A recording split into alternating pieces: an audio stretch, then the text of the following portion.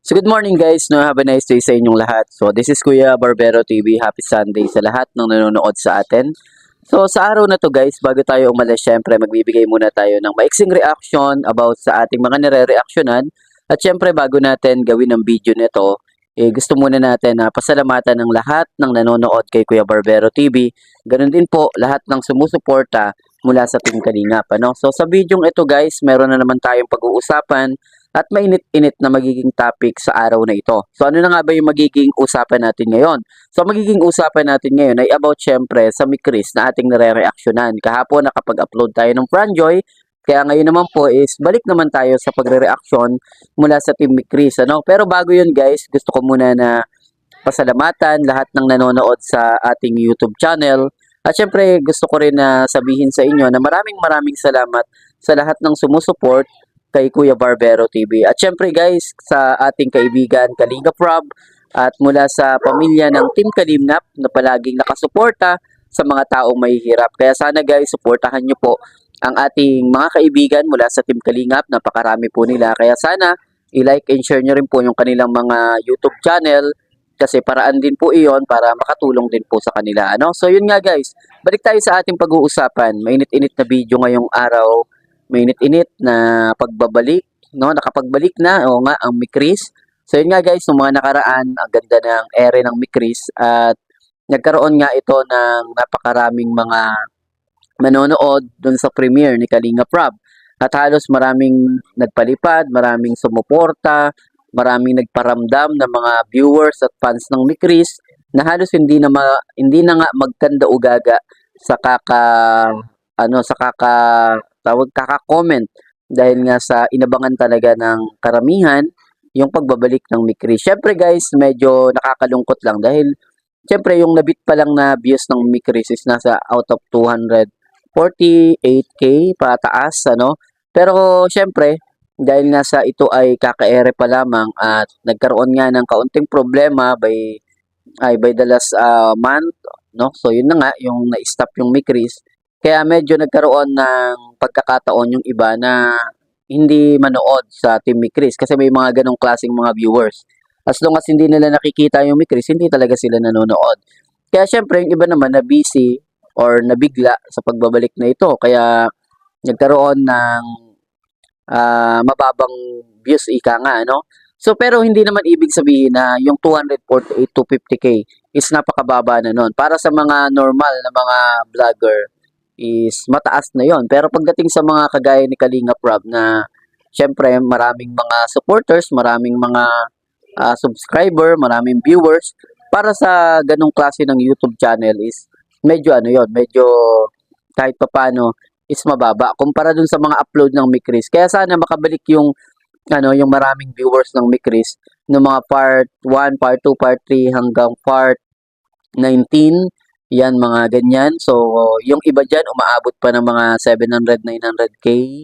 At meron dyan lowest na mga 400k, 300k. Ganyan yung mga napapansin natin na views ng Mikris. Pero ito nga, nagkaroon ng parang medyo bumaba yung views ng Mikris. Siyempre, dahil nga sa nabigla ang mga tao, nabigla rin yung mga manonood, yung iba naman, hindi naman alam talaga na umere na nga yung Mikris. Kaya, nagkaroon ng kaunting problema. Pero hindi naman yan talaga sobrang big deal para sa mga Mikris fans. Actually, yung mga Mikris fans naman is patuloy pa rin na gumagawa ng paraan para tumaas yung views ng tandem na ito or love team na ito.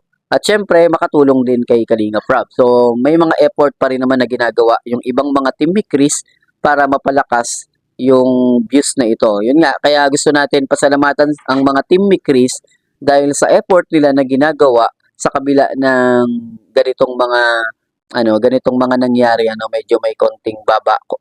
Pero hindi naman tayo diyan naaapektuhan dahil nga ang focus natin ay yung support natin sa dalawang ito. Pero syempre gusto natin na i-point out dito para kahit paano yung iba makaalam na talagang ang Team Mikris is umeere na at nakabalik na. So yun nga guys, balik naman tayo dito sa ating update sa ngayon. Ano ba yung magiging update ngayong araw sa Team Mikris? Yung Team Mikris guys, nag-post ang Velvet Box, no? Syempre, ang CEO kasama si Kalinga Prab ay nakapag-post sila ng live tungkol sa Team ni Chris. At ito nga ay magla-live selling tungkol dun sa couple watch. Yung mga manonood pala ng couple ng live selling ng Team ni Chris, magkakaroon pala sila ng ah, yung parang photograph na libre daw yata yun, nakapost dun sa Velvet Box. At syempre, aabangan niya ng maraming mga Team ni Chris. Makikita natin dun sa larawan na merong couple watch na ibinebenta ang Velvet Box dahil nga ito ay nakasupport din sa Team ni Chris. At syempre, supportahan niyo po yung live selling ng Team ni Chris kasi malaking tulong po yan para dun sa dalawa, si Mikoy at si Krista. Na alam naman natin na syempre parehas may pangarap sa buhay. Yung isa naman nag-aaral, gustong-gusto na makapagtapos at malaki yung pangarap talaga sa buhay. Kaya yung ilan na mga bibili na sa live selling, syempre malaking tulong yan para dun sa dalawa. Kaya yung mga Team Mikri supporters sa iba't ibang bansa around the world, supportahan nyo po. Pwede po kayong umorder dyan sa Velvet Box ng couple watch para makasupport po kayo dun sa Team Mikris. At nakapost na nga yan, abangan naman natin yung kaganapan sa live selling na yan. At nag-post na nga ng video. Ito naman matagal ng video ito pero pinost naman ng Velvet Box para talagang legit na magla-live selling yung kanilang grupo kasama ng Team Mikris. Kaya sana guys, yung mga manonood dun sa Velvet Box, hinay-hinay lang, baka maubusan kayo ng oxygen dahil nga makikita nyo na naman ang Team Mikris na masaya na nagla-live selling. Yung mga Team ni Chris po dyan, nakikita ko dun sa mga comment dun sa nakaraang premiere, halos maubusan na ng hangin dahil daw dun sa mga padulas ni Kalingap Mikoy. Tapos medyo may mga pagkakataon na hindi natutuloy yung mga sinasabi ni Mikoy, parang nababago niya yung words. So, alam naman natin na konting hilot pa, konting panahon pa, Mikoy, para ma-straight to the point mo na kung ano yung gusto mong sabihin kay Krista. At syempre, hindi na maging padulas palagi. At iniintay ng mga team ni Chris. Kahit nga si Kuya Barbero TV, nagugulat ako dun sa mga sinasabi ni Kalingap Mikoy dun sa pelikula nila.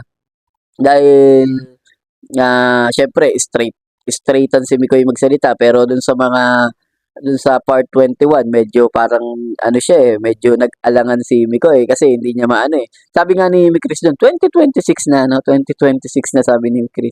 So para bang nilimot ni Krista yung mga nakaraang mga sinabi niya kay Mikoy. At si Mikoy naman hindi makapag-response agad dahil syempre, nasya-shy, So yun nga guys, yung mga maiksing usapan lang sa araw na ito, makapag-upload si Kuya Barbero TV kahit mga ilang minuto. Pero bago natin tapusin yung video ito, gusto ko muna na pasalamatan lahat ng nanonood sa ating YouTube channel. Siyempre, Kuya Barbero TV, yung ating munting tahanan, at paki-like and subscribe din po at pa-click na rin po ng notification bell para maging updated kayo sa mga kaganapan about sa Team Chris, ganun din po sa Franjoy at sa Team Kalingap na palagi nating nare-reaksyonan. Siyempre, thank you so much guys sa walang sawang pagsuporta sa ating YouTube channel at palaging sinasabi ni Kuya Barbero TV, mag-iingat po kayo. Thank you so much and bye-bye!